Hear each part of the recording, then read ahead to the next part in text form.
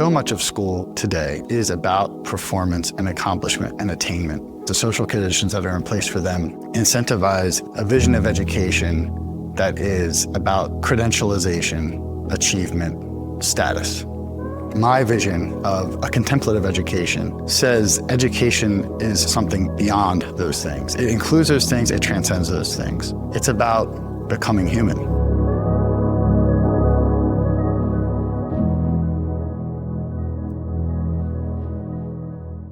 I'm Michael LoStracco. I chair the Department of Religious Studies and Philosophy at the William Penn Charter School, a pre-K through 12 independent Friends school in Philadelphia, Pennsylvania. I've always been concerned with perennial questions of the human condition. When I was younger, I sought answers to those questions, even though I didn't really know an articulable way what the questions were. I sought answers to them through art and literature. And then sometime along the way, after teaching literature for a number of years, I discovered that really the questions that I was asking are the kinds of questions that the world's religious and philosophical traditions have long sought to answer, and asked in the language that made most sense to me. I really relished the opportunity and found that actually this is where I belong. For my own lived experience and what I had been seeking in my life since before I was an adolescent, it just made sense. So what keeps me in religious studies and philosophy, why I continue to teach it, why it continues to feed me, is because I see in students that same innate curiosity that I had, that same existential concern that I had, even if they themselves don't know how to articulate the questions. And so in the study of the world's religious traditions, or in the study of the sociology of religion, or in a theory of knowledge class, when we're asking the question of, well, what is real and how do you know? When students light up at the opportunity to be asked, and also for them to ask those kinds of questions, that's what makes teaching worthwhile. And that's what keeps me going.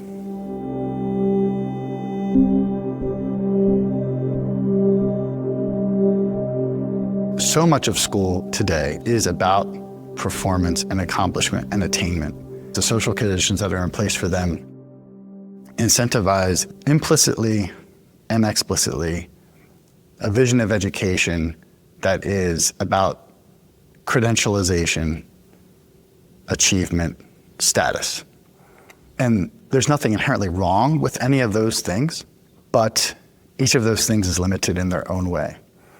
And life worth living, to me, allows me to enact my vision of a contemplative education that says education is something beyond those things. It includes those things, it transcends those things. It's about becoming human, fully human. It's about knowing why you're making the decisions that you're making, discerning and becoming clearer about your own values and priorities.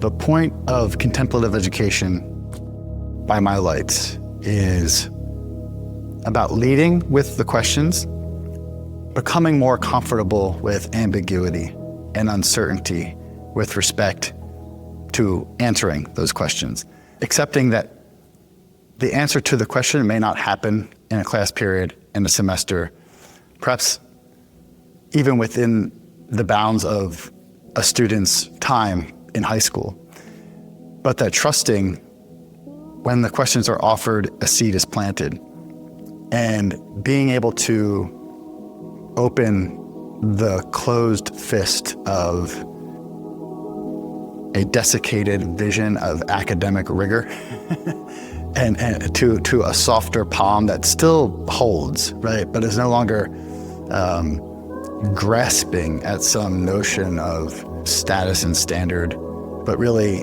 trusts that an inquiry-based education in and of itself is formative.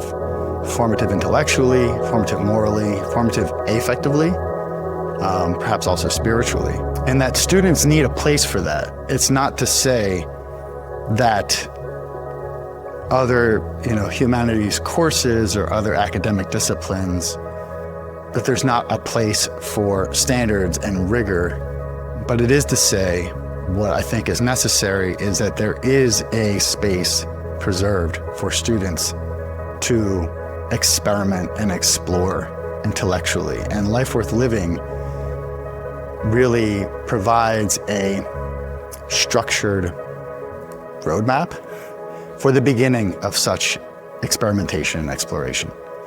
It's structured enough, with the questions articulated clearly enough, and with perspectives from the world's religious, philosophical, and cultural traditions, past and present, enough that it provides a starting place and the stimuli for students to respond to. What we're seeking in Life Worth Living isn't the right answer, it's the authentic response. And that response is revisable, that those responses can evolve over time as students live the questions in community with others.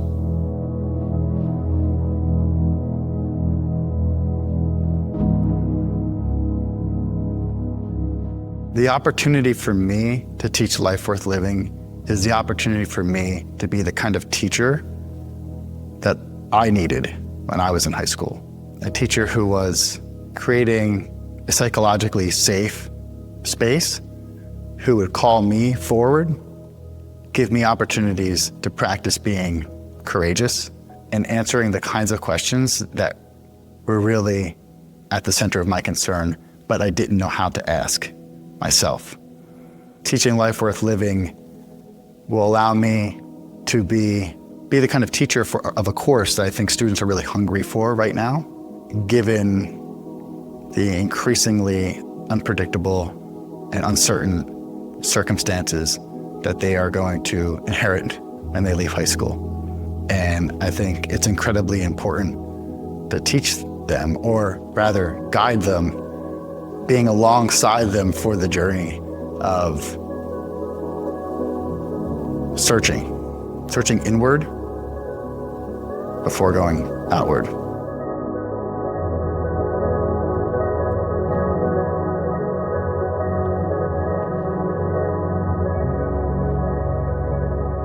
I think it's one thing to encounter the world's religious traditions, the world's philosophical traditions, and summary descriptions in a textbook, right?